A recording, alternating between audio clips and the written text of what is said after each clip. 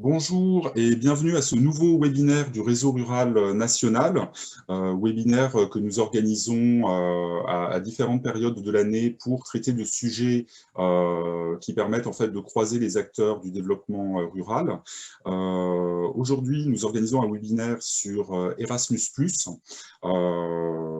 fait du constat que beaucoup d'acteurs connaissent le programme, peut-être le connaissent sur certains axes d'approche, mais ignorent en fait que tout acteur du développement rural peut porter ce type de projet, peut le croiser avec des collectivités, avec des associations, avec voilà, énormément de monde. Et ce sont des choses en fait assez intéressantes à rappeler et aussi à montrer en fait aux différents membres du réseau rural pour diversifier aussi les approches, les types de projets qui peuvent être portés et aussi les apports que vous pouvez avoir en tant que technicien en touchant à différents types de projets.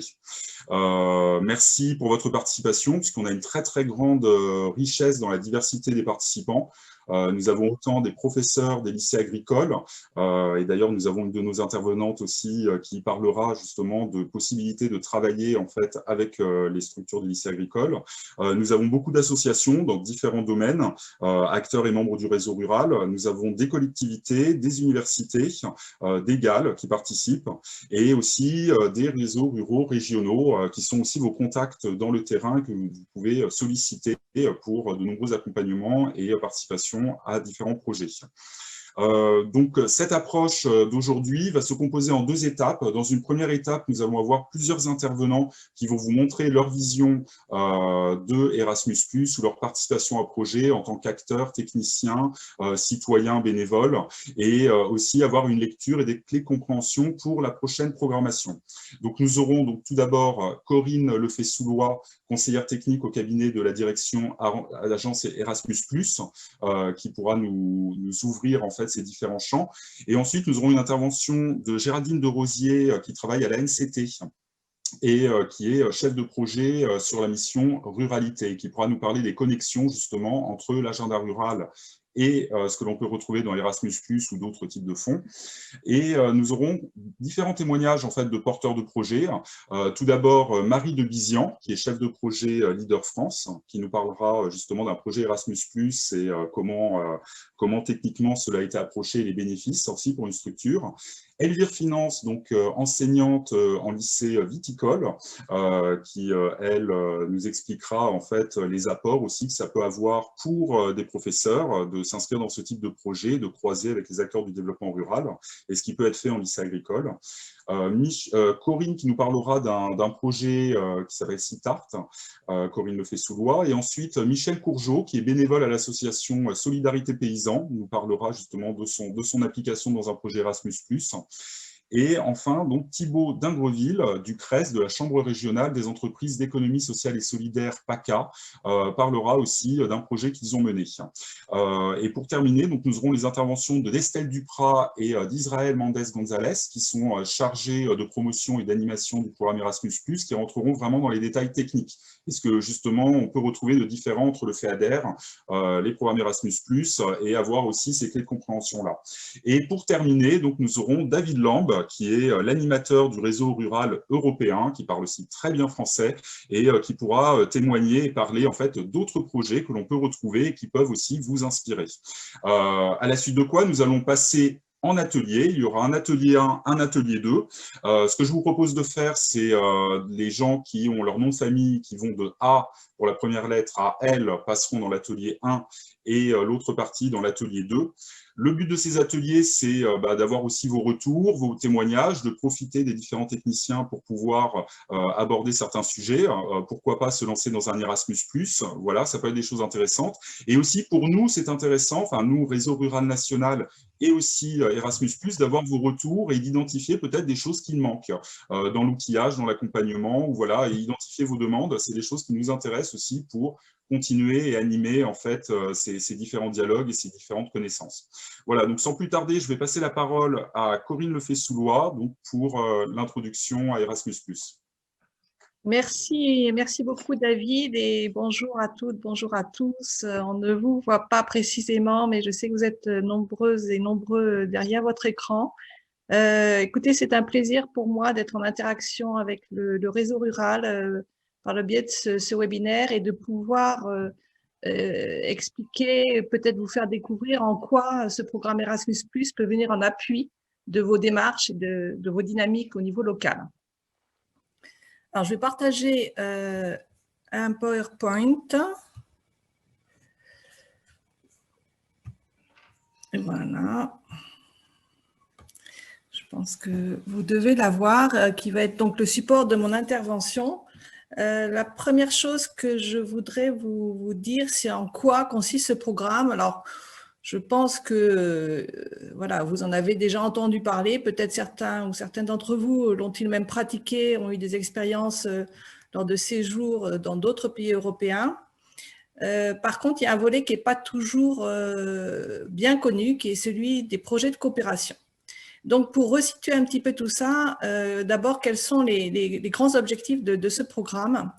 Avant tout, ce programme, il a pour objectif de permettre aux citoyens, aux citoyennes européens d'acquérir des compétences, mais des compétences qui soient aussi bien personnelles que professionnelles. Donc, moi, j'aime bien le traduire plutôt que de dire c'est un programme qui permet de se former, de dire que c'est un programme qui permet de s'enrichir, parce que ça comporte aussi bien le développement personnel que le développement donc, de compétences plus professionnalisantes. Alors, cet enrichissement, il passe bien sûr par des opportunités donc, de séjour, séjour d'études ou stages dans d'autres pays européens principalement. Mais, je vous le disais, c'est aussi un enrichissement qui peut passer par des projets de coopération avec d'autres partenaires européens sur des thématiques très, très larges. Et je pense que la multiplicité, diversité des projets qui vous seront présentés permettront de bien illustrer ces nombreuses possibilités. Alors, autre chose, pourquoi une opportunité en zone rurale spécifiquement? On a un programme qui est axé de plus en plus sur l'inclusion. C'était déjà le cas dans la précédente programmation qui se termine donc en cette fin d'année. Mais c'est un axe qui est renforcé pour le prochain programme qui va donc débuter dès 2021. Cet objectif d'inclusion, il vise à ouvrir ce programme à un plus grand nombre de participants et à une plus grande diversité aussi de profils de participants.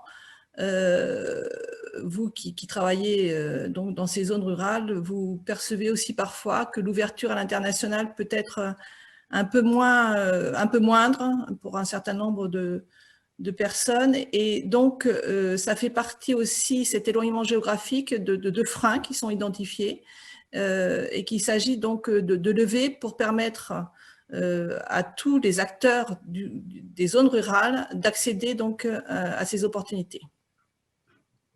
Donc voilà déjà les fondamentaux de ce programme. Alors, si j'arrive à passer à la diapo suivante, ce serait très bien. J'ai un petit souci. Alors, écoutez, je vais juste arrêter 2 minutes le partage pour passer la diapo autrement. Excusez-moi pour cette manip hein, qui prend un tout petit peu de temps. Je pense que... Voilà. Et je vais repartager de suite mon écran. Voilà. J'y arrive de suite.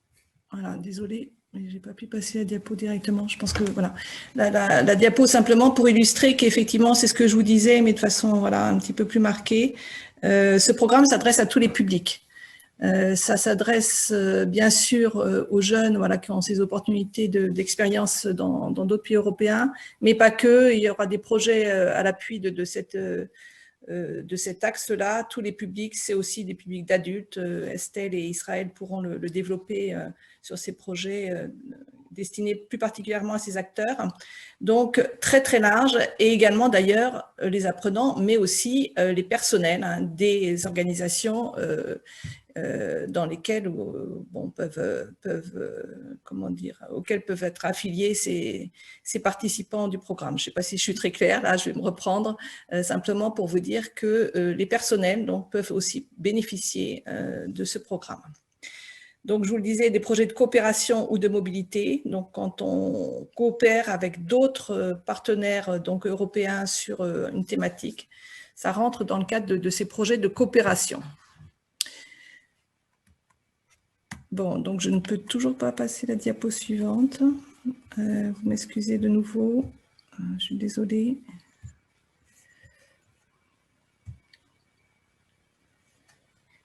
Corinne, je peux essayer de le passer.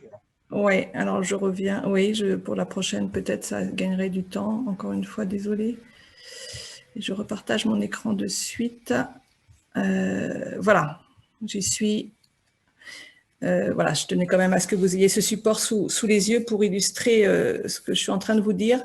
Je pense que la première étape, quand on s'intéresse justement à des financements, un nouveau programme, c'est de comprendre un peu comment il est structuré, parce que c'est en fait la porte d'entrée pour accéder au financement et pouvoir faire le lien entre un projet qu'on peut avoir en tête ou voilà, qui est en train de se dessiner dans le cadre de vos activités et puis donc les possibilités et comment on va rentrer dans ce programme. Donc, pour la première chose à dire, je crois, c'est que l'architecture reste stable pour la prochaine programmation, pour ceux qui auraient déjà été familiarisés avec le programme. On rentre par 6 secteurs éducatifs, dont 4 dont nous avons la charge à l'agence, qui sont l'enseignement scolaire, l'enseignement supérieur, l'enseignement et la formation professionnelle et l'éducation des adultes. Donc, en fait, ces secteurs éducatifs correspondent donc à des publics spécifiques, donc l'enseignement scolaire depuis d'ailleurs vraiment le plus jeune âge jusqu'à la fin du secondaire, l'enseignement supérieur évidemment après le bac, enseignement et formation professionnelle, d'ailleurs enseignement et formation professionnelle à la fois formation initiale mais continue, et puis éducation des adultes, et là je laisserai mes collègues de l'agence Estelle et Israël développer un peu plus les publics concernés, mais là encore un public très large. Et puis aussi une autre porte d'entrée qui se juxtapose, qui sont les actions clés, donc 3 actions clés, dont je vais vous développer un peu plus les 2 premières qui vous concernent. Donc ça peut être les mobilités, et ça vous l'avez déjà, vous en avez déjà connaissance pour beaucoup d'entre vous, je pense, des mobilités, pas seulement d'étudiants, encore une fois, vous avez vu les secteurs éducatifs qui sont concernés, donc c'est là aussi très large, et en particulier, je sais qu'il y a des enseignants et des enseignants de lycée agricole qui sont avec nous. Voilà, ça peut être aussi bien sûr la formation professionnelle, et d'ailleurs, pour illustrer ça, on sait que l'enseignement agricole donc, est fortement impliqué dans notre programme, à hauteur de plus de 8% du financement national, ce qui n'est pas rien. Et que donc dans ces financements, les 2 tiers, si je ne me trompe pas, les 2 tiers sont fléchés vers l'enseignement et la formation professionnelle. Voilà, donc c'est un secteur qui pèse très lourd au sein de l'enseignement agricole. Donc voilà pour les mobilités, de nombreuses possibilités, également des possibilités de mobilité hybride qui ont déjà été mises en œuvre dans le cadre de cette crise sanitaire pour faciliter donc, la réalisation donc, de mobilité aussi physique, un peu plus compliquée bien sûr en ce moment, mais qui faisaient déjà l'objet d'une ouverture pour notre prochain programme, et qui pourront permettre donc ces mobilités hybrides de jongler, de juxtaposer des mobilités à la fois virtuelles et présentielles en fait. Voilà, et puis les projets de coopération dont je vous ai déjà parlé, qui sont ces projets, je pense, qui peuvent très bien venir enrichir vos propres démarches et peut-être se juxtaposer avec des financements FEADER que vous avez l'habitude d'utiliser. Alors, je continue, mais je continue à passer ma diapo manuellement. Encore une fois, désolée, je n'en ai pas pour longtemps. Il faut juste que je retourne sur le PowerPoint pour changer la diapo. En tout cas, dans ce que tu viens de montrer, Corinne, c'est vrai que l'action 2 sur les projets de coopération représente quelque chose d'assez intéressant à investiguer en fait pour les structures de développement rural qui ont l'habitude aussi de faire des projets de coopération déjà via d'autres outils FEADER. Voilà. Merci David pour ce focus. ce que tu viens de souligner. Donc, ce que je voulais vous dire par rapport à vos projets territoriaux, la première chose qui me semble intéressant par rapport à ce programme Erasmus+ et à vos activités, c'est l'enrichissement d'une dynamique locale. Bon, ça, une dynamique locale, vous êtes, je pense, en prise directe avec ce type d'activité. Et donc, le programme Erasmus+ peut venir complètement appuyer cette dynamique. Alors, j'ai essayé de trouver un exemple assez concret. J'espère que je ne suis pas à côté au niveau des financements FEADER, mais je pensais par exemple à la création de lieux de rencontre ou de lieux multi-activités. Alors, je ne sais plus si les études sont possibles ou pas par le FEADER, mais ça peut être, je ne sais pas, un projet qui consiste soit à faire un état des lieux du bâti disponible ou peut-être à investir carrément et rénover, je ne sais pas, au niveau de l'isolation et des caractéristiques énergétiques, un bâtiment, enfin bref, voilà, quelque chose qui soit financé par le FEADER. Et en parallèle de ça, on peut penser que des questions se posent sur la façon de gérer ce projet, quelles vont être les activités qui vont être développées, est-ce qu'on va associer du public et du privé au final, pour peut-être aussi développer tout un pan de découverte culturelle, peut-être aussi faire partager des valeurs citoyennes, voire des valeurs européennes aussi. Voilà, donc je pense, voilà, pour illustrer un peu, on peut très bien voir ce type de projet, il y en a certainement d'autres que vous avez, vous, en tête, mais qui permettent de montrer qu'on peut justement juxtaposer des projets. Alors attention bien sûr au double financement, et je pense que dans la présentation des choses, il faut être extrêmement prudent. Je pense que vous allez acquiescer en termes de risque de double financement, mais voilà, des projets qui concernent finalement un même objet, mais un pan totalement différent d'activité, peuvent très bien cohabiter, et donc des financements FEADER à côté de financements Erasmus+, ça peut très bien s'envisager. Alors, la troisième chose que je voulais vous dire par rapport à vos activités, c'est l'intérêt de s'associer avec d'autres structures en consortium. Pourquoi? Parce que d'abord, ça donne aussi un périmètre plus large, ça permet aussi d'avoir un appui quand on commence et qu'on n'est pas forcément très familier de ce programme. Et puis, c'est vrai que c'est facilitateur pour beaucoup de choses. Donc, ça peut être la première étape, c'est de regarder aussi dans votre périmètre géographique quelles sont les structures qui sont déjà impliquées dans des programmes Erasmus+. Voilà, je crois que j'ai dit l'essentiel. La diapo suivante que je ne vais pas passer, elle vous précise l'ensemble des liens qui vous seront utiles pour accéder à des informations et de façon à venir, en fait, bien sûr, compléter votre connaissance du programme. Donc, elle sera à votre disposition par le biais de la plateforme du réseau rural. Et bien sûr, je répondrai à vos questions au cours des ateliers qui vont suivre. Merci beaucoup, Corinne. Pour préciser aussi, puisque tu as parlé des différentes thématiques et des projets croisés, je sais qu'il y a beaucoup de professeurs en lycée agricole qui suivent le webinaire. Dans l'autre sens, vous avez dans toute la France, en fait, des GAL, des groupes d'action locale, qui mettent en place des projets Leader Plus et qui peuvent être aussi des interlocuteurs pour les chargés de projet sur les territoires. Voilà, si vous ne les connaissiez pas, je vous invite aussi à vous rapprocher des réseaux ruraux régionaux et des GAL, où il y a aussi des possibilités de montage de projets et des interconnaissances à faire.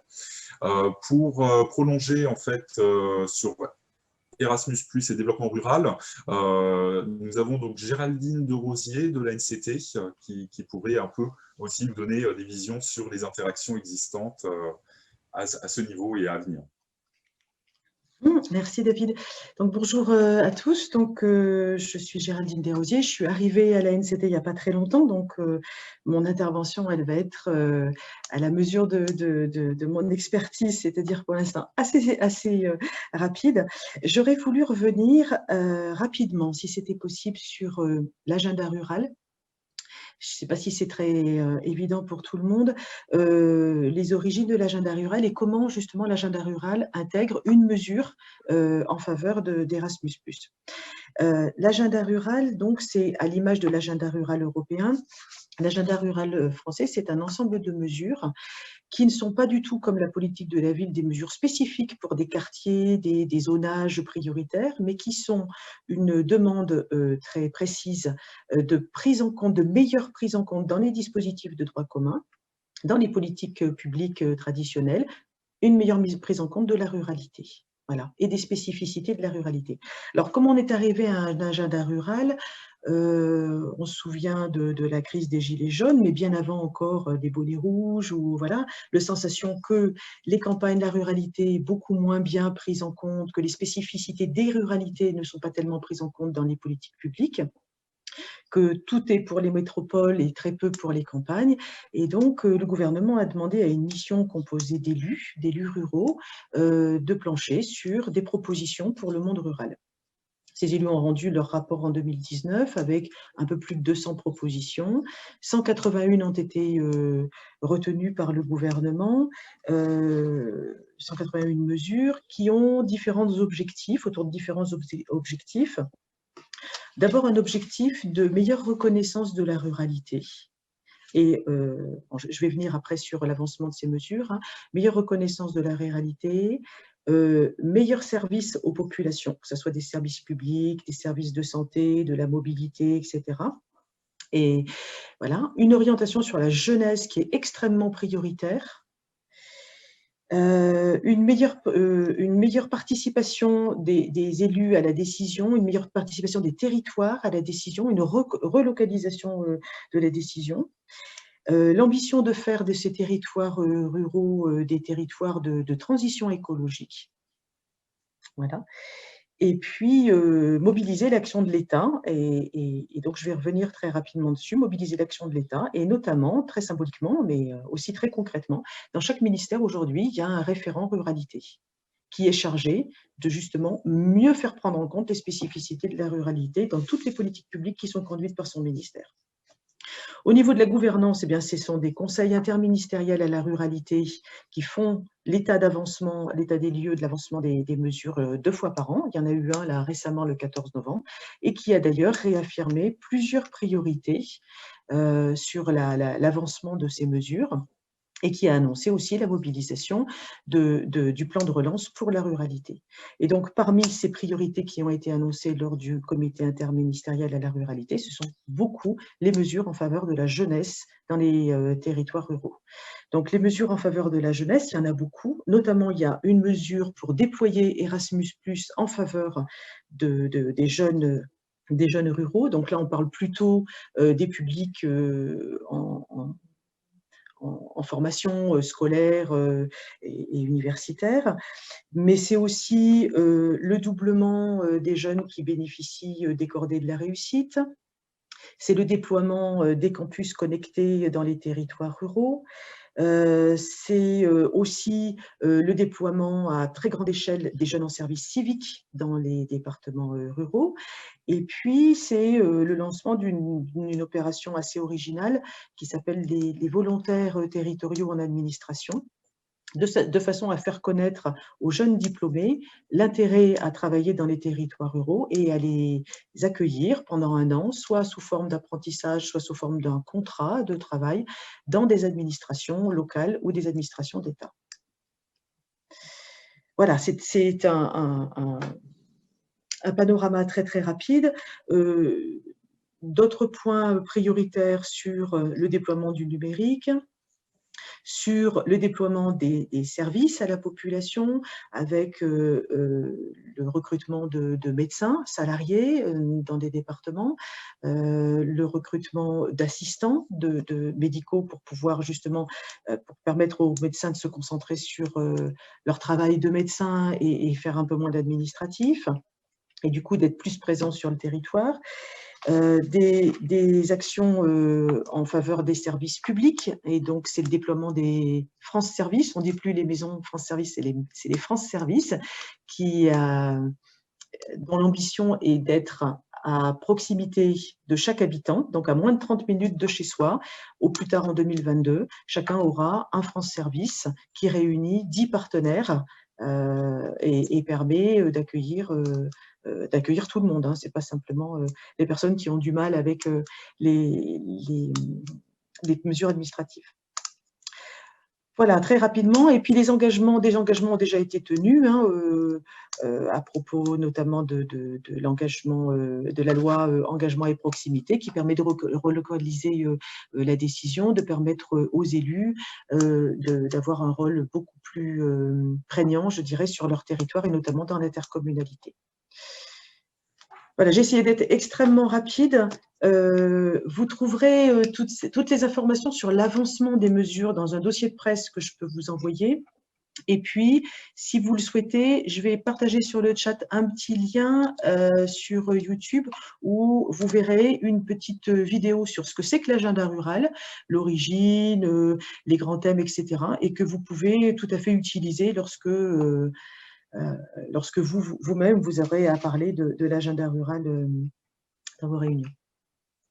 Voilà, je ne sais pas si David, ça correspond à votre demande. Très bien, merci Géraldine. Ça permet à tous aussi de reconnecter avec ce que vous faites au niveau de l'agenda rural, de voir que voilà, ces politiques ne sont pas dispersées et d'avoir aussi la voix de la NCT qui est le copilote du réseau rural national avec Région de France et où là-dessus, justement, on essaie au maximum de faire de l'interfond.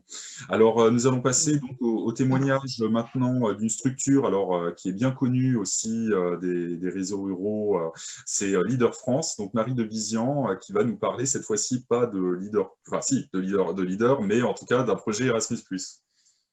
Oui, alors bonjour tout le monde.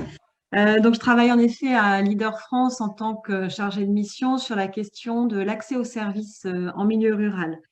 Donc Leader France, la Fédération des territoires ruraux engagée dans le programme Leader, pour ceux qui ne connaissent pas forcément. Avant de vous parler du projet Esprit, donc, qui est financé dans le cadre d'Erasmus, peut-être vous expliquer d'où il vient très brièvement, et ça fera le lien avec ce que disait Corinne tout à l'heure sur la complémentarité des projets entre eux, en veillant à ne pas, bien sûr, superposer les financements. Donc, en fait, Leader France est lauréat d'un appel à projet MCDR, Mobilisation collective pour le développement rural, depuis fin 2018. C'est un projet qui porte sur la capitalisation et la diffusion de démarches innovantes sur l'accès aux services en milieu rural. C'est le projet Accesser, c'est un projet de coopération qui réunit une quinzaine de partenaires en France et en Europe. Donc vraiment avec un objectif de capitaliser, diffuser des démarches innovantes et d'accompagner les porteurs de projets qui souhaitent structurer ou développer leur offre de services sur leur territoire. C'est un projet de 3 ans qui est financé par le Réseau rural national, le ministère de l'Agriculture et de l'Alimentation et le FEADER.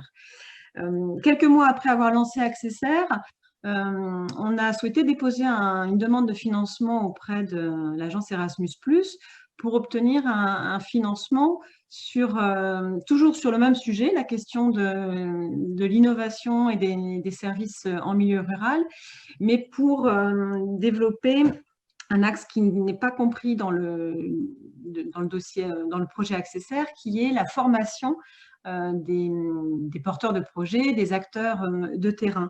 D'où le projet Esprit que nous avons déposé et nous avons obtenu un financement dans ce cadre-là. Donc, c'est vraiment tout à fait complémentaire de l'autre projet. Les financements ne se croisent pas, en tout cas, ça ne finance pas la même chose. Ça ne concerne pas non plus tout à fait les mêmes partenaires.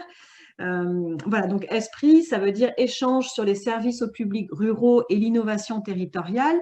C'est un projet de 2 ans qui se termine, là on est au milieu du projet. C'est un projet assez simple et petit. On a un financement de 87 000 € à peu près. Je dis petit parce qu'il y a d'autres projets qui sont beaucoup plus importants sur le plan financier en tout cas. Le projet Esprit rassemble 5 partenaires européens. On a le réseau de développement rural espagnol, on a un GAL roumain, le GAL de Tecsuc, on a le réseau rural national de Hongrie et l'Union nationale leader d'Estonie, plus Leader France. Donc, nous, on est coordinateur pilote sur le projet Esprit. La plupart des partenaires sont aussi investis dans l'autre projet Accesser, pas tous, mais quelques-uns.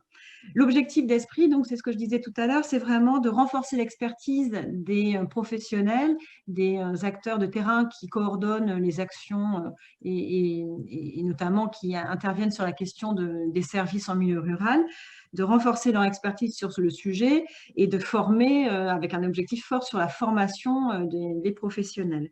On a des activités très simples, encore une fois, c'est un projet assez simple. On a le principal volet, c'est l'organisation de sessions de formation, des sessions qui durent 3 jours. On a une session de formation dans chaque pays partenaire, avec des échanges de bonnes pratiques, des visites de terrain également, pour découvrir un peu des projets innovants et se former à des nouvelles démarches pour ensuite les transposer sur nos territoires. Et puis, on organise également des réunions transnationales pour faire le point sur le projet, l'avancement des actions et réorienter un peu le contenu et les objectifs de nos formations si besoin. Voilà brièvement pour le projet, j'en dis pas plus, ce sera développé si vous avez des questions dans les ateliers. Je voulais souligner les avantages des projets Erasmus+, peut-être par rapport à d'autres projets au financement européen. C'est vrai qu'il y a une souplesse de gestion, je pense que ce sera partagé par mes collègues qui vont témoigner. Vraiment, c'est assez simple de gestion et de suivi. On a une avance de trésorerie qui peut être jusqu'à 80%, c'était notre cas, donc c'est vraiment pour des petites structures qui portent des projets tout à fait confortables et ça facilite grandement le développement des activités. On a une formation au début aussi quand on est lauréat d'un financement Erasmus+, on suit une formation à l'agence, on rencontre les autres porteurs de projets, donc ça c'est aussi hyper intéressant et on a vraiment toutes les billes, on nous explique très clairement le fonctionnement.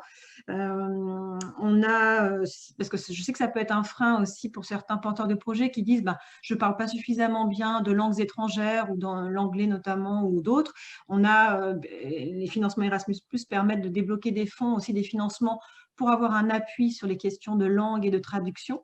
Donc, il ne faut pas que ce soit un frein du tout. Et puis, parce que c'était quand même compliqué cette année avec la Covid, l'agence a quand même adapté ses règles. Elle a permis de financer aussi des temps de visio. On a continué à travailler avec nos partenaires. Donc, on peut prolonger aussi le projet de quelques mois si besoin. C'est très simple pour faire la demande. Donc, voilà, il y a quand même des avantages, une souplesse et une facilité de gérer ces financements. Donc, il ne faut pas avoir peur de se lancer dans un projet Erasmus+.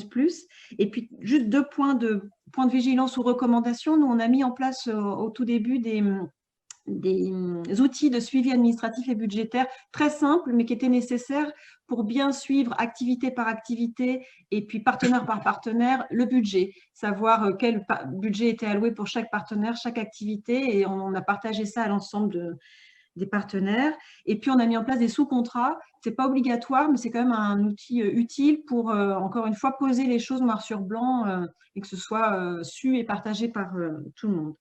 Et le dernier conseil que j'aurais à donner, c'est qu'il ne faut pas hésiter à solliciter son référent au sein de l'agence. On a un référent qui nous est alloué au début du projet. Et si on a la moindre question, on peut le solliciter, le questionner par la plateforme Pénélope, qui est la plateforme de gestion du projet, ou par téléphone, mail. Ils sont quand même très réactifs et de bons conseils si on coince sur un sujet quelconque ou un axe de gestion administrative, par exemple.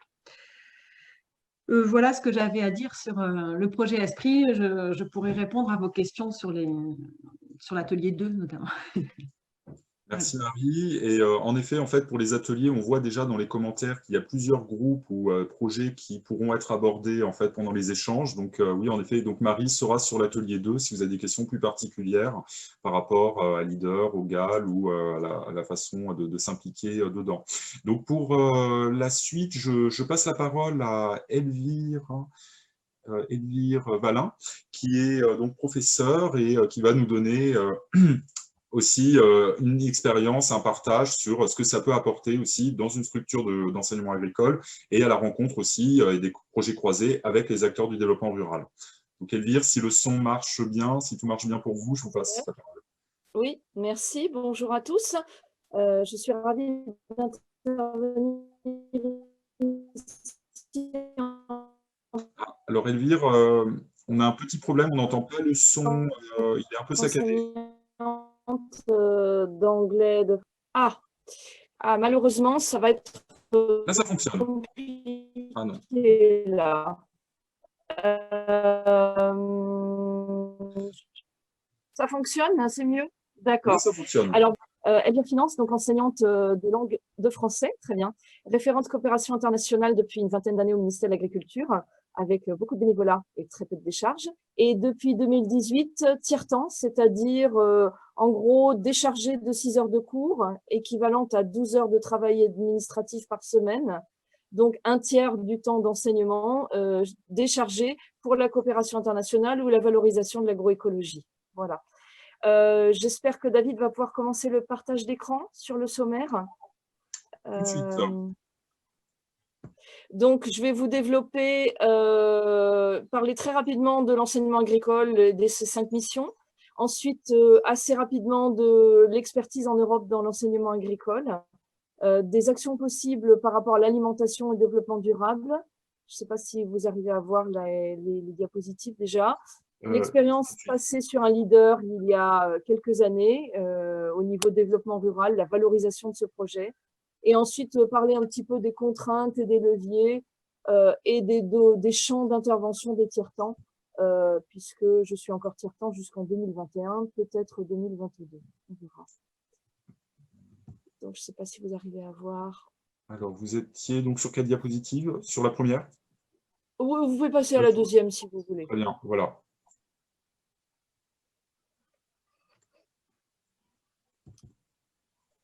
Alors, très rapidement, l'enseignement agricole, le temps que la deuxième se mette en route.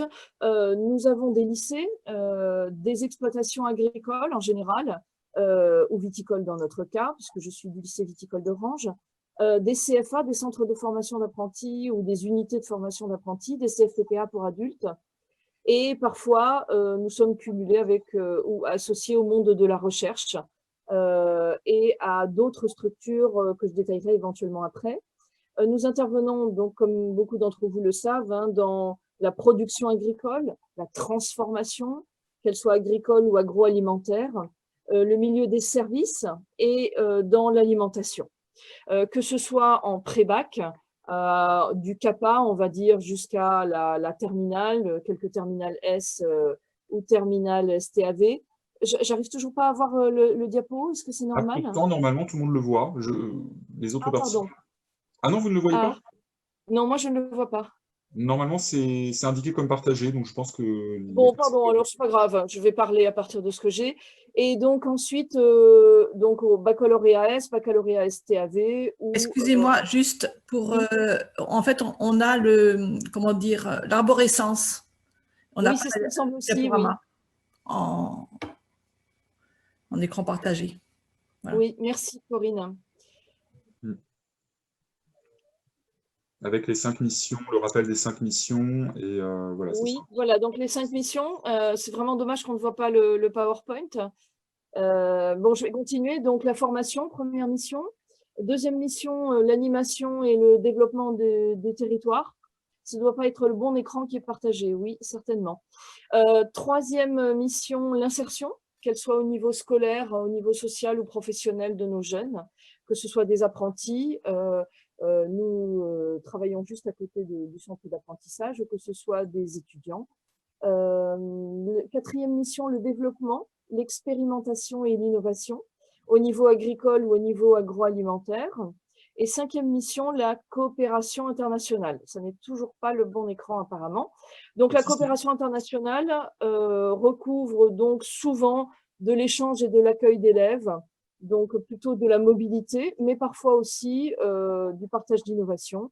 Cela dépend souvent de la culture de l'établissement et du temps qu'on peut, de l'esprit d'équipe qui existe, de la motivation et de l'ouverture à l'international, et de l'équipe de la décharge horaire qui peut être attribuée. Voilà. Je vais passer à la suite. Donc, troisième diapo, si par hasard... Il est dessus. Là, voilà, tout le monde voit la diapo, comment interagir avec des acteurs du territoire en lycée agricole. D'accord. Alors, moi, toujours pas, mais bon, peut-être que les autres le voient. Donc, troisième diapositive, l'expertise sur l'Europe au ministère de l'Agriculture. Alors, nous sommes, on va dire, cadrés par une stratégie Europe 2018-2022 qui donc synthétise en gros notre besoin de nous ouvrir à l'international et de renforcer nos partenariats. Le ministère se décline au niveau institutionnel à plusieurs niveaux et redescend par le niveau national de la DGER et ensuite donc de la DRAF, Direction régionale de l'alimentation, de l'agriculture et de la forêt. Ah, là je le vois. Merci. Ah bon, parfait. Excusez-moi. Parfait, non, il n'y a pas de souci. Et ensuite, des chargés de mission régionaux qui sont depuis peu des chargés de mission non seulement au niveau animation du territoire ou des établissements, mais aussi expérimentation et innovation. Donc, des chargés de mission qui, pour nous, sont très importants, en tout cas pour moi, en tant que tiers-temps et référente, et qui, pour moi, je dirais même, sont indispensables, contrairement à ce que peut-être certaines personnes peuvent penser. Pour nous, c'est difficile de nous inscrire à des newsletters régionales et voilà. Nous avons déjà beaucoup de mails à lire, donc les chargés de mission régionaux constituent un pivot essentiel entre le niveau national, à mon sens, et local. Et donc, tout en bas de l'échelle, des référents Copinter, donc en gros des enseignants qui disposent de 0 décharge, une demi-heure de décharge semaine, 1 heure de décharge semaine, ou des tiers-temps qui disposent de 12 heures de travail administratif semaine pour donc mettre en œuvre des projets. Nous sommes en lien avec des réseaux géographiques Europe, qui dépendent du ministère, donc du BRECI, du Bureau des relations européennes de la coopération internationale, donc à Paris. Nous sommes en lien aussi, qui gèrent en général les référents Copinter et les chargés de mission régionaux, avec les réseaux thèmes, donc thèmes pour thématiques, eau, biodiversité, qui ont une certaine ouverture vers l'Europe, selon les projets qui sont déjà en cours ou qui suivent de loin. Nous sommes aussi en lien en tant que tiers-temps, surtout avec des dispositifs ou des écoles nationales ou nationaux d'appui, dont la Bergerie nationale de Rambouillet et l'Institut Agro, qui est une fusion récente de Supagro Florac et de Supagro Dijon, entre autres. Supagro Dijon s'occupait d'innovation et s'occupe toujours, pardon, et Supagro Florac de tout ce qui est agroécologie, accompagnement vers les transitions agroécologiques. À côté de ça, il y a des réseaux que vous voyez en bas à gauche, plus informels de jeunes. Le RJM, par exemple, le réseau Jeunes Mobilité, qui existe aussi et qui se structure petit à petit avec le réseau à l'éducation au développement durable, j'en reparlerai après, et le réseau à l'éducation à la solidarité internationale. Nous passons à la suite. Voilà, comment donc interagir avec des acteurs au niveau alimentation d'abord, et ensuite au niveau transition agroécologique et développement durable. Alors d'abord, il y a 2 entrées, on va dire, majoritaires au niveau du ministère. Le projet alimentation territoire en région PACA, nous sommes 2 EPL, surtout, on va dire, impliqués, Saint-Rémy-de-Provence et Aix-en-Provence, donc pour des projets qui associent des partenaires territoriaux institutionnels, professionnels et éducatifs. Ensuite, le plan national pour l'alimentation. Vous voyez le charmant petit logo avec le tracteur. Donc là, nous essayons d'impacter depuis la loi Egalim et d'influencer bien plus la communauté éducative, les élèves, les parents. Les PLEFPA d'Antibes, c'est-à-dire le lycée d'Antibes, est une proue, un fer de lance sur le sujet. Et donc, les tiers-temps, qui ont bien plus de temps que les référents coopération internationale, peuvent gérer des éco-ambassadeurs ou des éco-responsables ou des éco-délégués qui sont présents dans le réseau national du développement durable, piloté par Florac. Dernier point sur cette slide, le plan d'action EPA2, axe 1, il s'agit d'encourager la parole et l'initiative des apprenants sur des questions de transition et d'agroécologie. Axe 2, mobiliser la communauté éducative pour enseigner l'agroécologie et préparer aux transitions. Axe 3, amplifier la mobilisation des exploitations agricoles et des ateliers technologiques comme support d'apprentissage des démonstrateurs et d'expérimentation. Et axe 4, développer l'animation dans les territoires et l'essaimage des pratiques innovantes. Donc ce plan d'action est mis en œuvre par des référents EPA2 qui sont des enseignants qui ont en gros 1 heure à 2 heures de décharge semaine ou des tiers-temps qui ont donc 6 à 12 heures de décharge semaine et concerne donc directement les enseignants, les exploitations, les élèves, les éco-ambassadeurs. Voilà, on peut passer à la diapositive. Merci Elvire pour toutes ces Suivant. précisions. Donc c'est vrai que c'est très important de rappeler en fait à tout le monde qu'il y a des référents pour aussi être des partenaires sur des projets dans les lycées agricoles. Par contre, je me fais mettre du temps. Je vous rappelle qu'il reste encore Ça la me fait moitié des plaisir. Je vous diapositives. demande Voilà. 4 petites minutes. Voilà. Alors, prochain projet, donc un Leader Plus. J'étais à l'époque enseignante et grâce à une collègue qui était vice-présidente de la communauté de communes du pays de Sud-Charente, nous avons eu accès aux informations suivantes. Donc, vous le voyez, un tableau en bas qui récapitule en gros le budget et tous les projets qui avaient été financés par Leader Plus. Nous avons mis en place, nous avons monté un DVD qui a valorisé au niveau pédagogique le patrimoine rural touristique qui contenait des enjeux environnementaux et gastronomiques. Et là, vous voyez un extrait de jaquette. Donc, un travail pluridisciplinaire entre des enseignants socioculturels, français, anglais, vie scolaire un minimum et documentation. Et donc, nous avions accès à la carte du territoire. Ça nous a rassurés, ça nous a peut-être flattés, mais ça nous a confortés dans notre besoin et notre curiosité, ainsi qu'à donc toute cette liste de projets qui, là aussi, nous a rassurés, structurés, confortés dans ce projet qui nous a pris une douzaine d'heures environ, avec des bacs pro, services en milieu rural ou services aux personnes et aux territoires, comme il a été rénové. On passe à la diapositive suivante, si vous le souhaitez. Donc, les tiers-temps, que font-ils puisqu'ils disposent d'un peu plus d'heures que des enseignants, même si les tiers-temps travaillent de façon bénévole sur des projets comme Erasmus.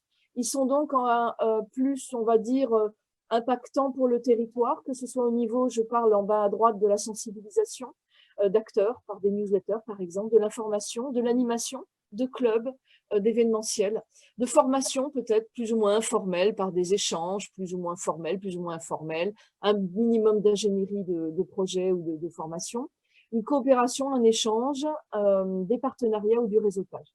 Alors, on est à l'interface entre donc un contexte que j'appellerais humain dans l'EPL, dans les lycées, les différents centres, proviseurs adjoints, très important le directeur d'exploitation, si on veut monter des projets, très important la documentaliste, parce qu'elle est, de par sa fonction transférable et transversale, pardon, un peu en lien avec tous les enseignants. Après, bien sûr, les enseignants socioculturels qui montent des projets artistiques, techniques en communication, des enseignants techniques professionnels de matières techniques, sportives ou pluridisciplinaires.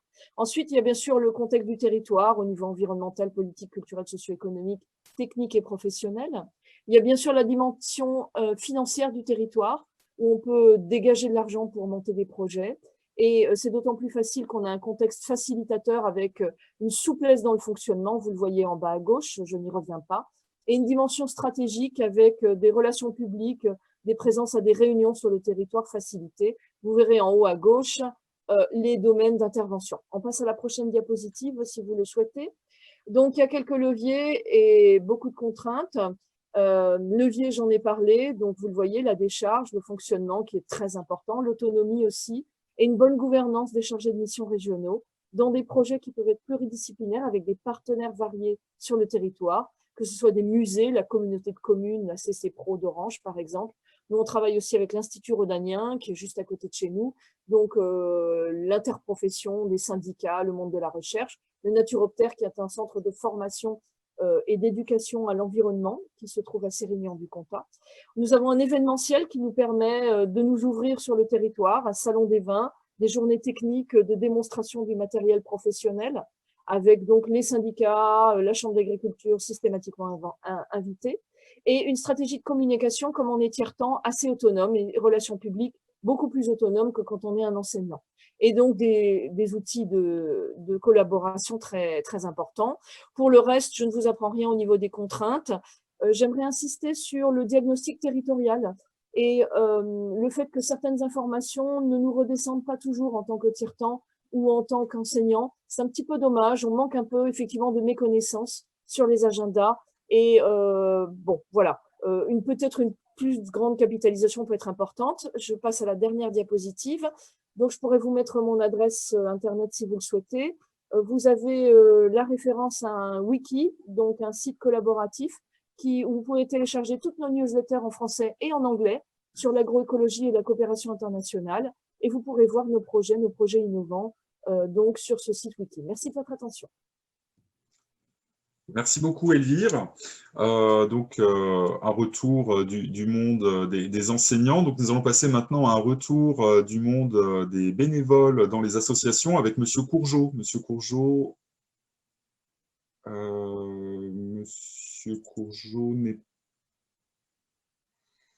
Monsieur Courgeot n'est plus dans la salle d'attente. Donc, je vais passer la parole donc, au second témoignage à Thibaut Dingreville du CRES PACA pour la suite. Bonjour à toutes et à tous. Je vais vous parler de ce projet porté par la Chambre régionale d'économie sociale et solidaire de la région Provence-Alpes-Côte d'Azur. Déjà, peut-être un petit rappel sur quelles sont ces organisations que vous retrouvez sur tous les territoires en France. Les chambres régionales de l'économie sociale et solidaire sont des structures sous forme associative qui, un peu à l'instar de certaines organisations consulaires, ont fonction de représentation, de promotion de ce vaste monde qu'est l'économie sociale et solidaire.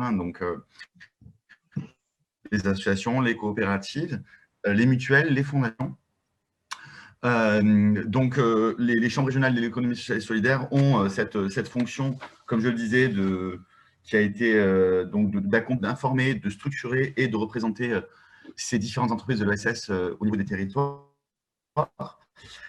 À noter que l'ESS PACA, en fait, elle a voulu lancer ce projet Erasmus+. C'était la première fois pour elle. On l'a lancé sur le dernier appel à projet mobilité des adultes. Et la raison pour laquelle on a souhaité se positionner, c'est qu'il y avait plusieurs questionnements qui pouvaient habiter différentes instances que nous avons en interne. Il faut savoir qu'on a par exemple des groupes de travail, un groupe de travail par exemple sur l'égalité entre hommes et femmes. On a des questions qui animent certains de nos membres sur l'économie circulaire, sur l'intégration des personnes en situation de handicap, différents sujets comme ça sur lesquels des questions pouvaient se poser au cours des dernières années et qui pouvaient parfois intervenir dans les instances, dans le conseil d'administration, à l'occasion de ces différents groupes de travail. Et il y avait une question au chapeau également qui se posait, une question un peu plus globale, qui habite également la CRES et ses instances depuis pas mal d'années. C'est celle, en fait, de l'acculturation des membres de la Chambre régionale de l'ESS aux questions des politiques européennes. Et alors que, comme on en parlait en introduction, il va y avoir la nouvelle période de programmation 2021-2027 qui va se lancer. On s'est réunis à plusieurs reprises, on a essayé de travailler sur ces besoins-là, ces besoins autour donc des trois thématiques que j'ai citées tout à l'heure et plus généralement de celle de l'acculturation aux questions des politiques européennes, donc les opportunités offertes par les financements, les mécanismes, les différents programmes. On parle depuis ce matin du FEADER, de LEADER. Il faut savoir que pour la plupart des acteurs sur les territoires en France, études de financement qui sont envisageables. Il y a plusieurs dizaines de programmes opérationnels et de programmes portés directement par la Commission qui peuvent exister. Et face à ces différents éléments, on a souhaité justement porter ce projet dans le champ de la mobilité, donc un projet KA104 pour les intimes, et qui s'adresse justement à la fois aux membres de la CRES, donc à nos administrateurs, administratrices, à l'équipe salariée également, mais aussi à nos membres, puisqu'on a monté en fait une réponse en portant un consortium donc, qui permet la mobilité du personnel de 6 autres organisations du territoire de la région Provence-Alpes-Côte d'Azur.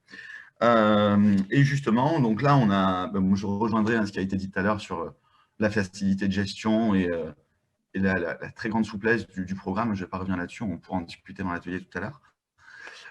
Et on a justement pu construire avec les différents groupes de travail internes et les organisations qui étaient intéressées pour se mobiliser avec nous sur ce projet, on a pu construire un programme qui permette de répondre à ces différents enjeux que je viens de citer. Justement, donc, dans la souplesse du programme Erasmus, il y a aussi les différentes activités qu'on peut mettre en œuvre. Alors, la première qu'on a choisi de mettre en œuvre, c'est en Belgique, auprès de notre partenaire qui est un think tank qui s'appelle Pour la Solidarité, hein, qui est une structure qui fournit des documents, qui met en place qui crée des livres blancs, qui crée des formations, des accompagnements sur les questions sociales, sociétales, qui peuvent toucher l'ensemble des acteurs qui existent en Europe, hein, un vrai think tank européen. Et justement, avec le think tank Pour la Solidarité, on a choisi, pour répondre aux besoins autour des politiques européennes, de mobiliser à travers 2 flux de mobilité, donc les différentes personnes mobilisées dans le cadre du programme, pour faire un cours structuré qui va permettre justement déjà de découvrir à Bruxelles les différents enjeux liés aux politiques européennes, les différentes architectures des programmes, un peu le qui fait quoi, le panorama des acteurs, et aussi, comme le permet le programme Erasmus+, de rencontrer, d'aller directement à la rencontre des institutions européennes. Donc, on a là planifié pour le mois de février une rencontre avec notamment le bureau de la région Provence-Alpes-Côte d'Azur à Bruxelles, ainsi que différentes directions de la Commission européenne. Donc là, les personnes qui vont être mobilisées dans le cadre du projet vont pouvoir aller récupérer une information, j'ai envie de dire, de première main auprès des institutions. Et donc là, déjà, le premier objectif sera atteint par l'intermédiaire de ces cours structurés. Et enfin, je vais essayer d'aller un peu vite, et enfin, il y a aussi donc des sessions d'immersion en situation de travail qui vont être organisées, là, en petits groupes, avec différents flux de mobilité, pour justement aller travailler sur les thématiques que j'évoquais tout à l'heure. Alors, l'économie circulaire, l'égalité entre hommes et femmes, et l'intégration des personnes en situation de handicap. Donc là, les différents membres du consortium et membres du CA de la CRES vont pouvoir choisir quelles vont être les thématiques qui veulent investir plus particulièrement. Et donc, à travers des sessions d'immersion en situation de travail, on va pouvoir aller au contact de pratiques européennes innovantes, de manière à, d'une part, alimenter les groupes de travail de la CRES en interne, et d'autre part, permettre à la CRES de réaliser ce qui est sa vocation, à savoir avoir des missions d'intérêt général pour renforcer les structures de l'économie sociale et solidaire, et donc pouvoir aller découvrir ailleurs en Europe des pratiques innovantes, inspirantes, aller au contact de ces acteurs-là pour donc répondre aux besoins en termes de découverte et d'enrichissement, j'ai bien aimé l'expression tout à l'heure, d'enrichissement des méthodes de travail et des pratiques au contact d'autres partenaires européens. Voilà, donc c'est 58 mobilités, c'est un projet de 18 mois qui vient tout juste de démarrer. On n'a pas encore démarré les activités de mobilité. Et donc, ça devrait démarrer courant février, si tout va bien. Et à l'issue de ces différentes activités et de ces 18 mois de projet, il y aura un rapport d'étude qui capitalisera un peu les différents enseignements liés au projet et qui permettra peut-être de donner envie à certains de nos membres de porter plus de projets Erasmus et à la CRES aussi d'en porter d'autres dans les années à venir. Merci pour ce témoignage. Et c'est vrai que c'est assez intéressant de dire, en effet, il y a le projet, il y a l'apport, il y a beaucoup de facilité, on y reviendra tout à l'heure, mais il y a aussi quand même un apport perso qui peut être assez large, ouvert sur l'Europe pour les membres de l'équipe, d'une association ou d'une autre structure. Et ça, c'est pas mal aussi d'avoir ces accès-là. Pour continuer, donc, Monsieur Courgeot, voilà, je vais vous laisser remettre votre micro et je vais passer votre PowerPoint. Comme ça, voilà. Donc, vous m'entendez? Oui, nous vous entendons bien. Alors, excusez-moi, j'étais obligé de me déconnecter, il n'y avait plus rien qui marchait. Voilà. Donc, si vous Agri-ressources. Donc, je suis Michel Courgeot, donc je suis bénévole à Solidarité Paysan depuis beaucoup d'années. Et donc, nous avons conduit avec 3 autres partenaires européens un partenariat sur l'éducation des adultes, donc qui s'est terminé en août 2019. Alors moi, je ne vois pas de partage d'écran, donc je ne sais pas. Il est en cours, il arrive. Il est en cours. Donc Solidarité Paysan, donc c'est une association nationale qui accompagne les agriculteurs en difficulté. Donc moi, je ne vois plus. Alors j'ai eu ce même problème tout à l'heure. Ça partage sur un truc. Ah, si, ça va venir. Normalement, dites-moi si les autres, vous le voyez ou pas. Non, toujours pas? Ah bon, alors je recommence. Alors le fichier ne s'est pas ouvert. Alors je recommence, parce que pourtant il me dit qu'il l'ouvre. Donc, hop, un instant. Et là, agri-ressources. Ah, voilà. Et là, oui? Bon, Non, il y a eu juste une image et ça a disparu? et ça a redisparu. Oh là là, alors... Bon, bah, je vais continuer. Hein. Oui, continuez, j'essaie de résoudre ce problème technique. Excusez-moi. Donc, voilà notre travail d'accompagnement. Hein. On ne fait que répondre à la demande des gens. Hein. On essaye de ne rien faire à la place et sans l'accord des personnes. Donc, on essaye en dehors de l'accompagnement individuel, de travailler sur l'isolement des personnes en difficulté en milieu rural. Et avec ça, on essaye de mettre en place des activités collectives. Bon, voilà. On va aller assez vite. Le noyau d'accompagnement, c'est en général un binôme bénévole-salarié. Bon, pour un tas de raisons qui seraient trop longues à développer ici, mais en tout cas, il y a besoin de travailler sur les compétences aussi bien des bénévoles que des salariés en matière d'accompagnement et notamment tout ce qui concerne la supervision, puisque c'est quand même un travail qui peut être assez difficile. Donc, on a commencé à parler d'Europe il y a très longtemps, hein, puisque l'association nationale s'est créée en 1992, et donc on a participé à un premier programme qui s'appelait SOS Monde Rural, très peu de temps après la création, hein, ça devait être en 93-94, donc avec 7 ou 8 partenaires. Donc c'était un programme très spécifique, hein, qui a complètement disparu depuis, où on avait déjà 7 ou 8 partenaires du monde rural en Europe, dont un partenaire qu'on a gardé depuis, qui travaille en Allemagne, qui s'appelle la BAG. Donc j'essaierai pas de dire ça en allemand, hein, c'est au-delà de mes possibilités. Donc c'est un projet qui a duré 2 ans, qui n'était pas forcément très bien maîtrisé par les différents acteurs. En tout cas, on a conservé ce lien avec notre partenaire de la BAG, et puis aussi de temps en temps avec la DG6 à Bruxelles, puisque on avait eu quand même un peu pour ambition d'être un interlocuteur concernant les agriculteurs en difficulté sur nos territoires, ce qu'on a quelquefois réussi, notamment sur des points qui peuvent être très techniques. Hein. Bon, s'il y avait la diapo, on parle de la question de l'insolvabilité. Bon, voilà. Donc, on a continué en 2009-2011 par un projet Grundvig, donc qui était plutôt autour des échanges de pratiques, hein, avec pas mal de mobilité. Donc, c'était un partenariat entre la BAG, déjà la BAG, Agricole en Belgique, qu'on avait pu contacter à travers des projets Interreg transfrontaliers, puisqu'on est une association qui est dans le Nord-Pas-de-Calais et qui a commencé à travailler avec Agricole en Belgique très tôt. Et donc, il y avait un autre membre de la Belgique en Flandre, et puis une petite organisation en Suisse. Donc, on a conduit ce projet Grundvig sur 2 ans, donc qui a permis de faire voyager un certain nombre de salariés, de bénévoles, notamment de la région Pays-Loire et Bretagne. Donc, ce projet a permis beaucoup d'interconnaissances, de comparaison de méthodes de travail et d'appropriation éventuellement de méthodes qui avaient été expérimentées dans d'autres pays. Hein. On a mis en œuvre, par exemple, chez moi en Vendée, des choses qu'on a apprises d'Allemagne, et notamment l'intervision. Bon, voilà, on ne va pas rentrer dans les détails.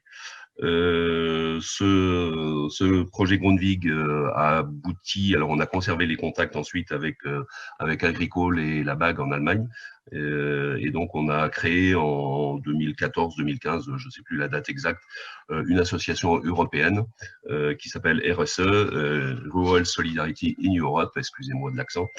Voilà, et donc on a continué à travailler avec ces 3 partenaires entre nous, donc sur des échanges, des participations croisées à des assemblées générales, à des congrès, à des choses comme ça.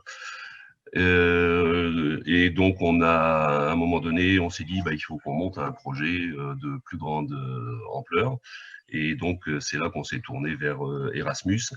Donc l'idée, c'était partir d'un constat commun qui consiste à dire que les agriculteurs qu'on accompagne sont souvent très focalisés sur ce qui ne va pas bien dans leur vie, dans leur ferme, dans leur famille, et qu'il est souvent très très difficile pour les accompagnants de changer ce focus, et donc et qu'on n'avait pas forcément les uns et les autres d'outils pour travailler dans ce sens-là. Et donc voilà, donc on s'est dit, ben, on va essayer de travailler ensemble. Donc là du coup c'est un projet innovation, et donc l'idée c'était de se donner des outils pour aider les agriculteurs en difficulté à apprendre à reconnaître et à mobiliser leurs ressources pour rebondir. Donc, il y a eu 3 grandes phases. Une première phase qui a consisté à recenser les ressources qui existaient dans nos pratiques de terrain. Donc, nous, on a beaucoup travaillé en Bretagne de nouveau et en Pays de Loire. Ensuite, il y a eu un travail qui était plus fait par nos experts, un peu nos chercheurs, pour comparer les données qu'on a recueillies sur le terrain à la littérature scientifique qui pouvait exister par ailleurs. Et donc ensuite, les productions, c'était donc un manuel de formation qui essayait d'une part de mettre un peu noir sur blanc des aspects un peu théoriques, et aussi de proposer des ateliers, des fiches ateliers qui sont de nature à permettre aux différents accompagnants, mais éventuellement aussi aux personnes ou à tout à chacun, puisque le document est en accès libre, des petites recettes un peu pour travailler sur ces questions-là. Et donc, il y avait ce manuel de formation qui est quand même un assez gros document, et une infographie donc en allemand, en anglais et en français, qui est un document beaucoup plus léger, beaucoup plus accessible. Voilà, donc on a mis en place une organisation avec un comité de pilotage qui regroupait 2 ou 3 personnes par pays. Donc il y a une chef de projet donc qui était salariée de Solidarité Paysan, puisque c'est l'association française qui portait le projet, qui était coordinatrice.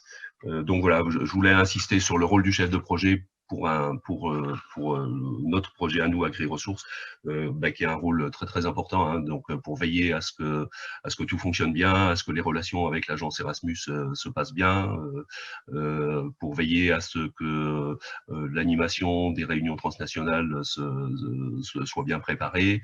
Il y a beaucoup de choses qui sont importantes pour que ça fonctionne de façon un petit peu fluide. Donc dans l'organisation, il y avait aussi plus souvent une d'ailleurs, coordinatrice nationale, qui était l'interlocuteur de la chef de projet. On a mis en place des groupes de projets nationaux qui permettaient de tester les modules qu'on commençait à mettre en place. Voilà. Un contrôleur de gestion qui assurait le suivi budgétaire, les paiements et le suivi des conventions qu'on a mis en place entre nous, puisque l'argent venait de l'ASP, sur le compte de Solidarité Paysan. Donc ensuite, il y avait tout un travail de contrôle des différents justificatifs et des factures des uns et des autres. Un groupe chercheur donc qui a travaillé sur les aspects plus théoriques et la mise en place du manuel de formation et les fiches ateliers. On a essayé de faire aussi travailler ensemble les bénéficiaires, alors de 2 façons. D'une part, dans la phase de recherche préliminaire, où là, ce sont plutôt des groupes de l'Ouest qui ont travaillé, et ensuite sur l'événement final qui était en Belgique. Donc là, on a plutôt invité les frontaliers un peu, donc de Nord-Pas-de-Calais et de Marne-Ardenne, à participer à l'événement final.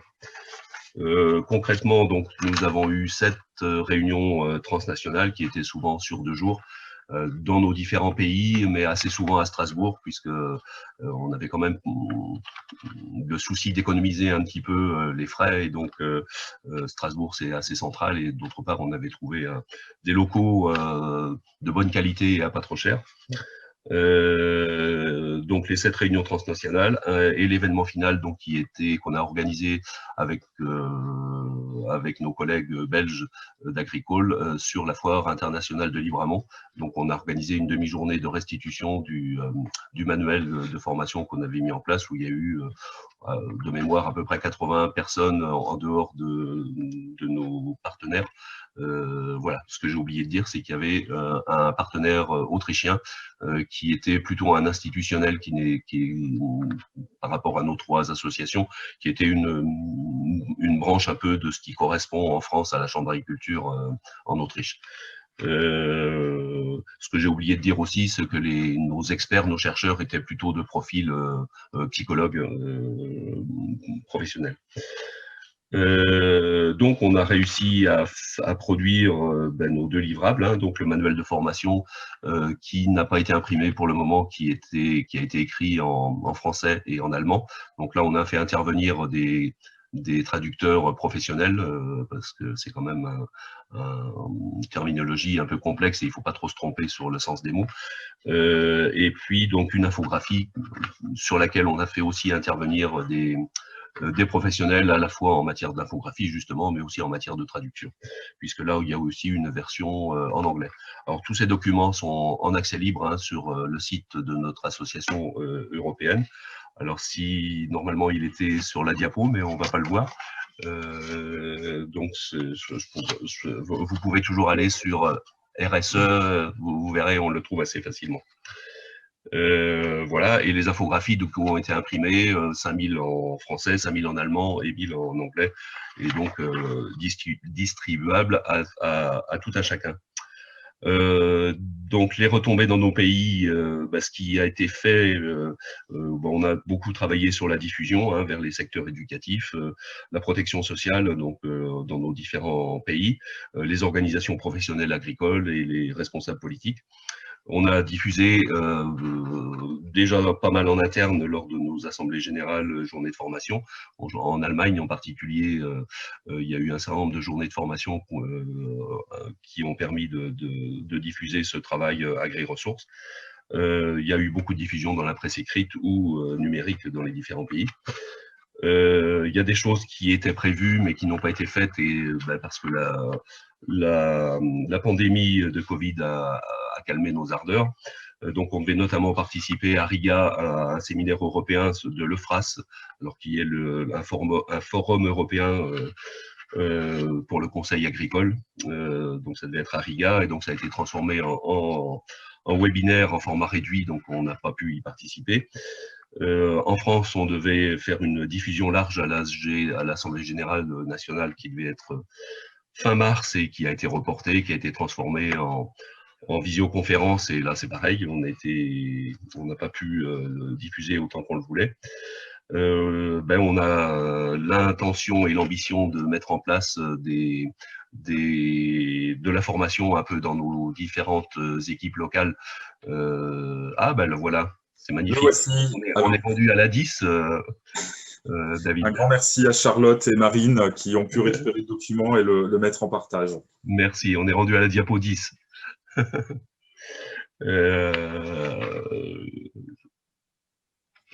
Alors voilà, hop. Je ne sais pas si on va l'avoir finalement. Il y a un petit décalage, mais oui, normalement. D'accord. Bon, donc oui, j'en étais à voilà. Pof, voilà, la 10, et voilà. Donc j'en étais à la mise en place des formations qu'on a l'intention de faire dans nos assos départementales pour accompagner un peu la diffusion de ce manuel. Voilà, sur les aspects financiers, c'est la diapo suivante. Donc, je rejoins les différents témoins précédents sur le fait que la subvention soit donnée en début de projet autour de 80%, c'est quand même assez confortable. Pour ce qui nous concerne, effectivement, puisque le projet s'est terminé en août 2019, on a rédigé et l'agence Erasmus a validé notre rapport final, et donc on a eu le solde aussi en fin d'année dernière assez rapidement. Ce qu'on a constaté, c'est que il faut quand même une bonne organisation pour valider les justificatifs dont on a besoin sur les dépenses et le temps de travail des différents salariés. La possibilité de fondre à travers la ligne coût exceptionnel, enfin, c'est la fongibilité, qui ont permis de faire face à certaines dépenses qu'on avait un peu sous-estimées, et notamment le coût de traduction des productions intellectuelles, hein, qu'on a fait faire à des professionnels, comme j'ai déjà dit, donc c'est quand même assez coûteux. Pour ce qui nous concerne, on n'a pas eu de dépassement majeur, hein, donc on a essayé de faire quand même très attention aux dépenses, de se donner les moyens de travailler correctement, mais sans luxe ostentatoire, on va dire. Je vous conseille Strasbourg, hein, on trouve des lieux intéressants. Nos points négatifs à nous, c'est la sous-estimation du temps de travail des experts, alors qui est peut-être dû entre autres au fait que eux ne se connaissaient pas, et puis des difficultés de traduction, hein, et de travailler ensemble à distance. On avait aussi sous-estimé le temps de travail des coordinateurs nationaux et aussi de la chef de projet. La dernière diapo, si c'est possible. Voilà, ça va venir. Il y a toujours un petit décalage entre les deux. Nous, un des avantages qu'on avait, nous, c'est que 3 des partenaires sur 4 se connaissaient bien, avaient déjà l'habitude de travailler, les personnes se connaissaient. Donc, depuis plusieurs années, on avait déjà conduit des travaux plus ou moins formels ensemble, voilà. Donc, il y a une capacité à travailler ensemble qui s'est mise en place assez rapidement. Et donc, avec un seul partenaire nouveau, c'était des conditions un petit peu privilégiées. Alors, ce partenaire autrichien a essayé de jouer le jeu. Bon, peut-être que l'inclusion dans le groupe a été un petit peu difficile pour eux, mais ça a quand même fonctionné. Je crois qu'effectivement, il y avait aussi une volonté des différents partenaires d'être sur une approche un peu solution, hein, ce qui est un peu normal par rapport au projet qu'on avait. C'est-à-dire que chaque difficulté, il y avait une vraie volonté collective d'avancer, de trouver des solutions. Par contre, le fonctionnement du groupe chercheur j'ai déjà un petit peu évoqué, a été un peu plus difficile, hein, puisqu'ils ont peut-être, eux, plus travaillé à distance et travaillé à plusieurs mains sur un même document d'assez bon niveau quand même. En matière intellectuelle, c'est un petit peu compliqué. On était tous locuteurs français ou allemands, mais nos échanges étaient plutôt en anglais quand il n'y avait pas d'interprète. Et c'est quand même un peu dommage voilà, les uns et les autres, qu'on ne soit pas plus à l'aise avec le français ou l'allemand. Voilà. Donc effectivement, ensuite, la pandémie a calmé un peu nos ambitions, mais j'espère qu'on va pouvoir reprendre ça. Je pense qu'on a quand même réussi à produire un bon outil qui devrait permettre à nos équipes de monter en compétences, d'échanger de nouveau sur peut-être qu'on va pouvoir, si tout va bien, remettre en place des échanges entre nos différentes organisations, en organisant des mobilités qui concernent les accompagnants d'une façon générale, qu'ils soient bénévoles ou qu'ils soient salariés. Chez moi, en Vendée, on avait commencé aussi avant la pandémie à travailler sur des projets de formation. On organise par exemple des cafés à la ferme qui regroupent aussi bien les personnes accompagnées que les accompagnants, qui soient bénévoles ou salariés. Donc, je pense qu'il y a certaines fiches dans l'outil qu'on a mis en place qui pourraient permettre d'améliorer l'accompagnement. Voilà, je crois que j'espère que je n'ai pas trop dépassé le temps. Merci beaucoup, Monsieur Courgeot.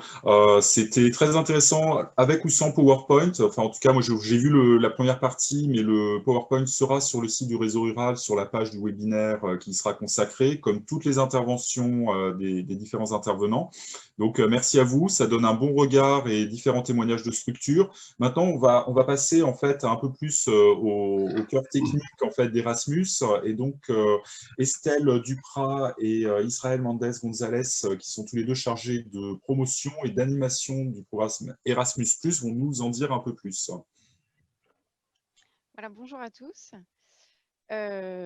Effectivement, alors là, après toutes les interventions que vous venez de suivre, vous êtes peut-être en train de vous dire, mais en fait, il y a peut-être des activités que je mène ou que ma structure mène qui Erasmus+ pourrait soutenir, ou bien sur certaines questions, vous vous dites, il y a vraiment une sacrée valeur ajoutée à travailler avec des collègues européens, pourquoi pas? Alors, avec Israël, on va vous présenter quelques éléments qui vont vous permettre d'accéder à une demande de financement Erasmus+, dans les meilleures conditions possibles. En tout cas, on l'espère. Alors, voyons ensemble comment fonctionne le programme et où trouver les informations principales dont vous avez besoin. Et une petite question, est-ce que tout le monde voit le partage d'écran cette fois-ci? Oui, Ça a l'air nous de voyons. fonctionner. Superbe. Ça fonctionne. Super.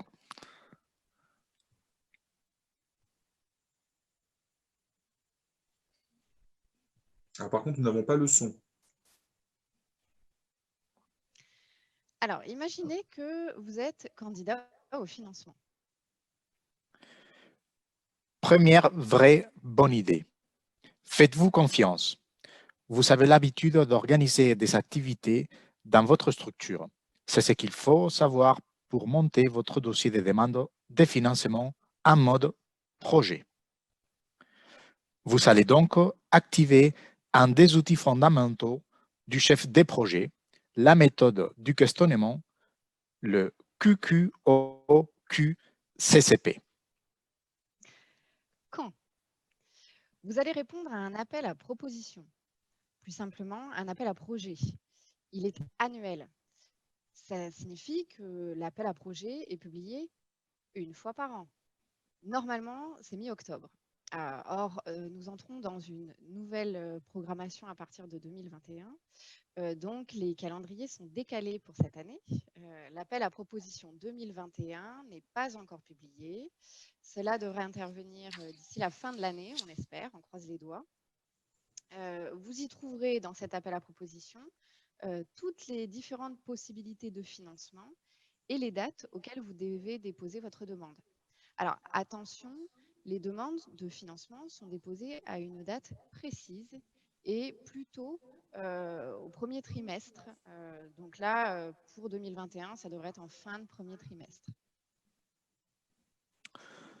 Le calendrier de l'appel à proposition est sensiblement le même d'une année à l'autre. Cela permet de décaler les activités qu'Erasmus+ pour refinancer en fonction.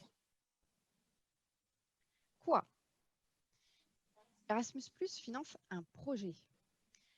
Dans un projet, vous l'avez vu avant avec les témoignages précédents, vous pouvez organiser plusieurs types d'activités.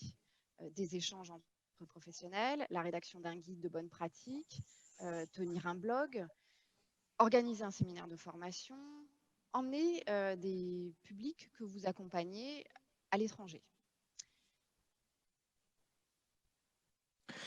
Erasmus+ finance vos activités. Vous ne répondez pas à une commande publique. Le cahier des charges n'est pas pré-rédigé, c'est vous qui construisez votre projet en fonction de vos besoins. Où? Ailleurs en Europe, Erasmus+ finance des projets européens. Ça signifie que vos activités vont associer des collègues européens ou que vos activités vont se dérouler à l'étranger. Pour trouver des partenaires, utilisez la plateforme EPAL, plateforme pour l'échange des pratiques entre les acteurs européens de l'éducation populaire et de la formation des adultes. Vous y trouverez une mine de ressources sur les thèmes tels que l'accès au droit, la transition écologique, la promotion culturelle, l'insertion sociale, l'urgence sociale, la demande, la démocratie participative, les pouvoirs d'agir, l'accès aux compétences de base, etc. Pour trouver des partenaires, pensez aussi au comité de jumelage, aux partenariats déjà existants dans votre région et peut-être interroger votre réseau. Qui? Il faut être une structure. Un individu ne peut pas demander un financement Erasmus+. La Commission européenne, pour s'en assurer, demande un code d'identification que vous pouvez recevoir uniquement si vous êtes une structure. Vous serez à ce moment-là un organisme candidat. N'ayez pas peur de demander votre code d'identification dès maintenant. Même si vous ne l'utilisez pas tout de suite, ce n'est pas grave. Des tutoriels sont disponibles pour vous aider à demander votre code très simplement. Comment? La demande de financement Erasmus+ ne se résume pas à un simple calcul budgétaire. Pour qu'Erasmus+ soutienne votre idée, il faut la détailler un peu dans un formulaire de candidature en ligne. Aussi, dès que l'idée de projet commence à germer, c'est-à-dire maintenant, nous vous conseillons de la formaliser en passant à l'écrit très rapidement. Avant de foncer dans la rédaction du formulaire des candidatures, qui ne sera disponible que quelques semaines avant le dépôt de la demande de financement, pensez à compléter un mémo des projets. Cela vous fera gagner en temps précieux. Combien? Quand on pense fonds européens, et vous êtes bien placé pour le savoir, souvent les structures nous disent le montage financier est un vrai casse-tête.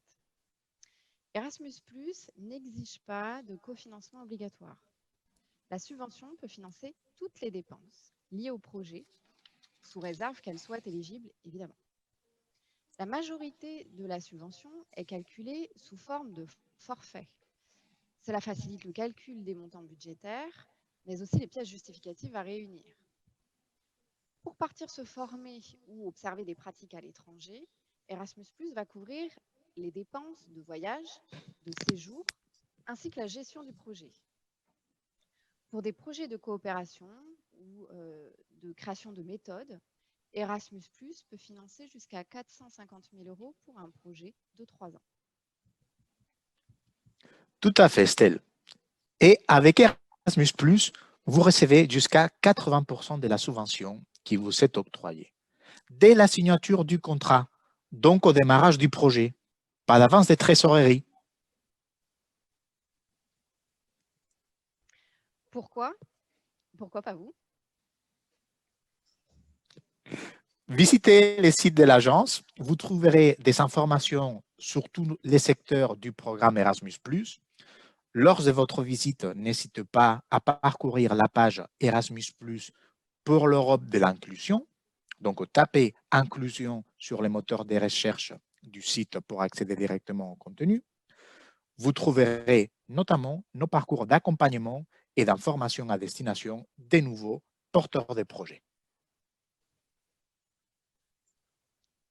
Merci pour votre attention. Merci beaucoup pour toutes ces informations. Et en plus, du coup, n'hésitez pas pendant les ateliers à solliciter Estelle, Israël et Corinne pour, si vous avez des questions complémentaires, pour que votre dossier soit bien prêt en temps et en heure. Je vais passer la parole à David Lamb pour avoir une ouverture en fait sur ce qui se passe un peu dans d'autres pays, d'autres réseaux ruraux nationaux. Et après, nous prendrons en fait le chemin des ateliers. Donc, nous avons pris un petit peu de retard, mais c'est pas grave.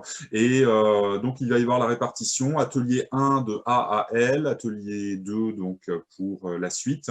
Et tous les intervenants sont répartis de façon un peu équilibrée. Donc, il y a autant voilà, vos questions pour l'associatif, pour des projets de coopération, pour des témoignages. Vous pouvez échanger et surtout aussi partager, vous, peut-être vos attentes ou ce que vous trouvez qui peut manquer et que le réseau rural national ou Erasmus+ pourrait combler. Donc, David Lamb, je te passe la parole et tu as le partage d'écran. C'est parfait. Oui, merci David. Et je crois que je vais faire la suite de la coopération. C'est pas facile pour un Écossais à dire ça en français, il semble, parce que surtout Michel et Thibault ont beaucoup parlé de leur projet de coopération. Et je dois souligner que s'il y a des visites à Bruxelles, Thibault, vous n'avez que m'en parler, bien sûr. Mais Quelque chose à dire sur les activités des réseaux nationaux, surtout parce que, oui, comme David a souligné, j'anime les activités des réseaux un peu partout. Mais maintenant, il y a beaucoup d'utiles, des sites Internet, des activités qui peuvent être intéressantes. Alors, je vais commencer par, bon, c'est plutôt une coopération côté PE Agri, mais il y a 2 sites, 2 projets qui pouvaient être très intéressants. Là-dedans, il y a une forte coopération avec côté français, bien sûr. Alors là, c'est un des projets que je veux souligner, c'est le Farm Demo. Alors, beaucoup d'outils, beaucoup d'équipements afin de montrer les fermes de démonstration. Alors, ce concept existe partout en Europe. Il y a là-dedans beaucoup d'exemples, surtout de la Grande-Bretagne, de la France. Il y a une carte de toutes les fermes de démonstration en Europe. Alors, mais disons que ça, c'est la première partie du projet, parce que c'est un projet de coopération qui a eu lieu sous Horizon 2020. Et la deuxième partie, c'est un nouveau projet qui s'appelle Nefertiti.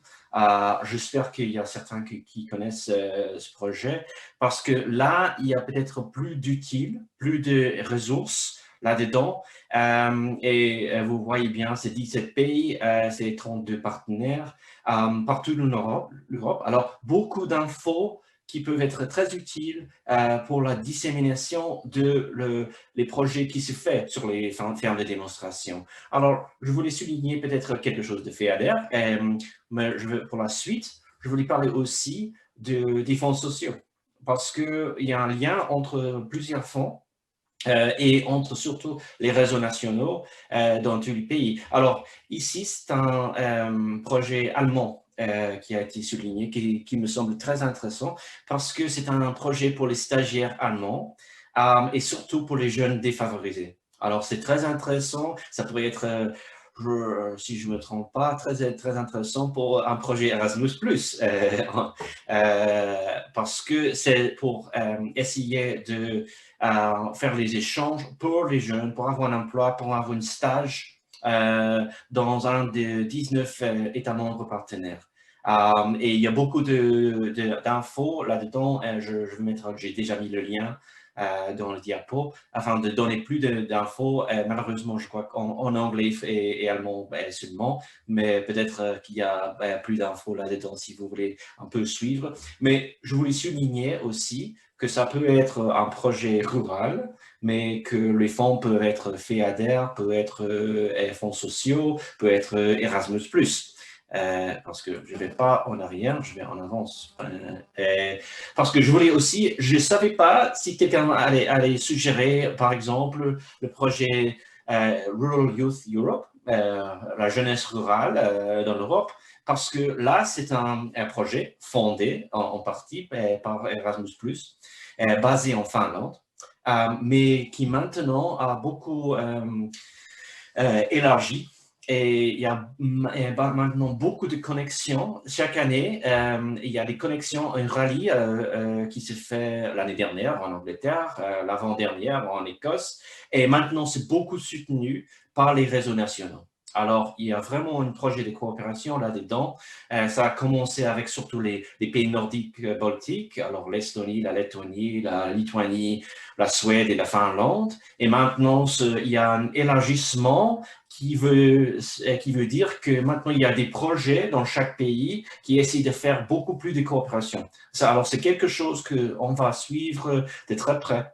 Parce que c'est pas fondé par le FEADER, mais les réseaux nationaux, bien sûr, sont fondés par la FEADER, et c'est eux qui donnent un peu l'appui afin de motiver et organiser les échanges.